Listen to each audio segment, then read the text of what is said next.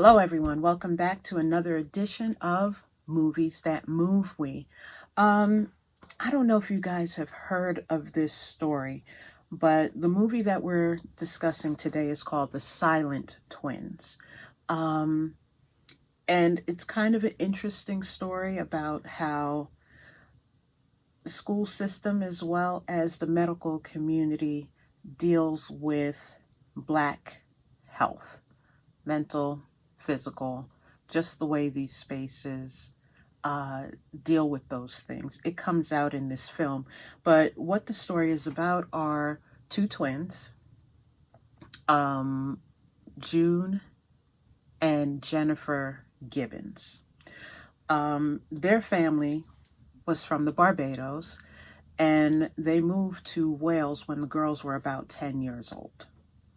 Um, their mother was a nurse. Her name was Gloria Gibbons, and their father's name was Aubrey. He was a technician at an oil refinery plant. Now, when they moved, it was culture shock for the girls. They went from a place where everybody that you see and know looks like you. You're in the majority. Um, to a place where they were the only Black people in the area, in the nearby area. So when these girls went to school, they were teased and bullied first because they were Black. And then as twins, they had their own way of communicating with each other. They had their own twin language, if you will. And to people who were around, they didn't understand it. It was their own kind of Creole patois that they spoke to each other. And when they were teased about it, teased and bullied, they fell silent. They didn't talk in class.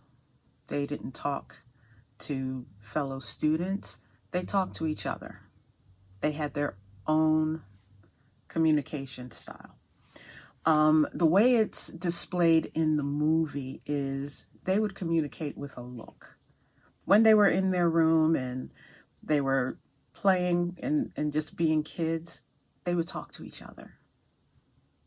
And even down to the way they talked, they didn't use that patois Creole in the film, but you hear the way they pronounce things was very different. And so that's how the movie addressed the language of the twins. One of the other techniques used in the movie to kind of show what was going through the girls' minds when they weren't necessarily speaking out loud to anyone, they used animation. And they used stories and journals that the girls wrote when they were young. And that became the voiceover for those animated spots. They also used some of the girls' poems for the music. They set the poetry to music. So it is a part of the soundtrack for the film. Excuse me.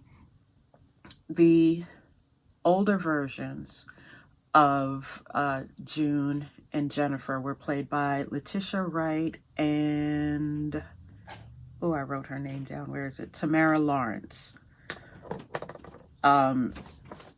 And at the stage where they were older, they really started going through their teenage years, got caught up with the wrong people, and they started committing crime, theft, arson, which eventually landed them in court.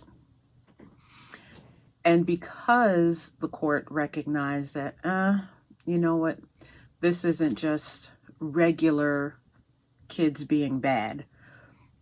These girls have another issue going on. They were sent to Broadmoor Psychiatric Hospital.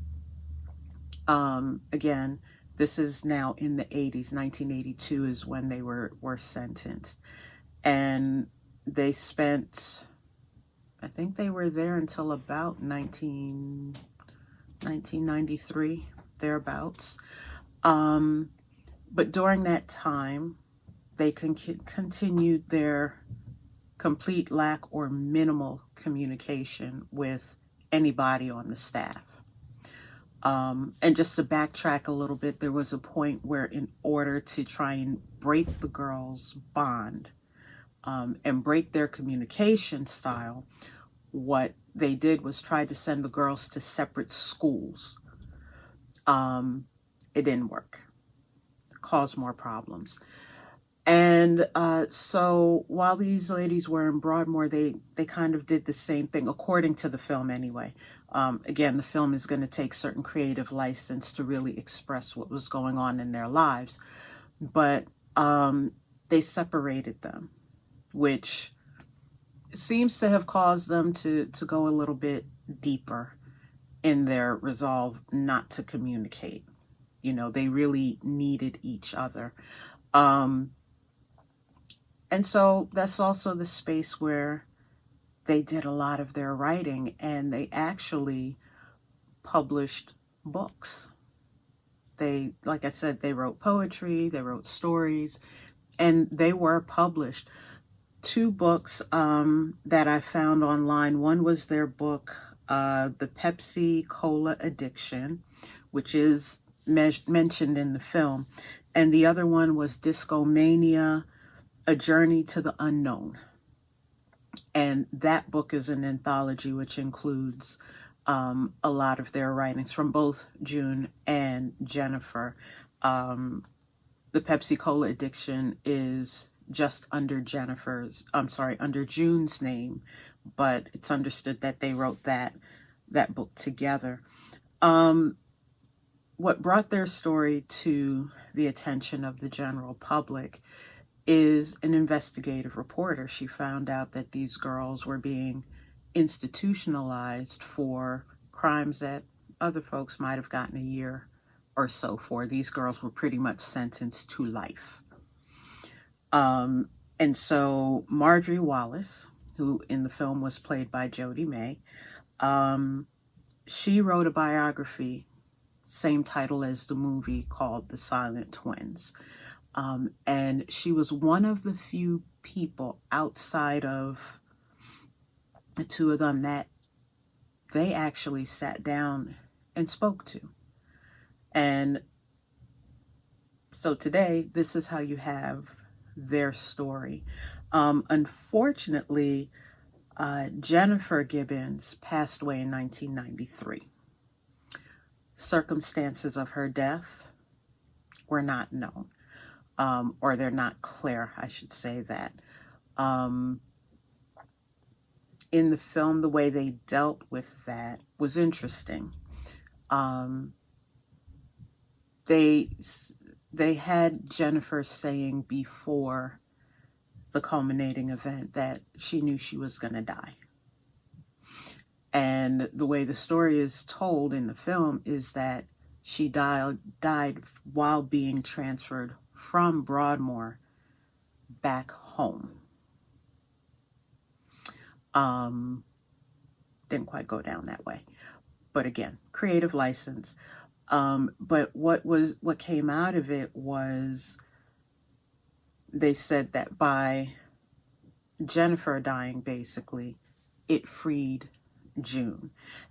And even throughout the film, you get the impression that Jennifer was the leader.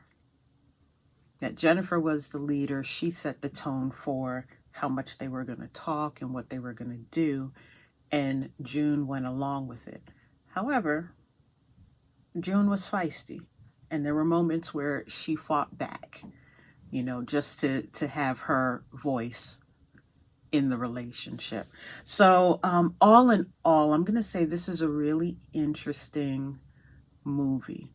And I would say if you lean towards enjoying a good documentary, this is not documentary style, but as far as understanding who these girls were, it's a great film. It was very well done. Letitia Wright was the executive producer on this film as well. June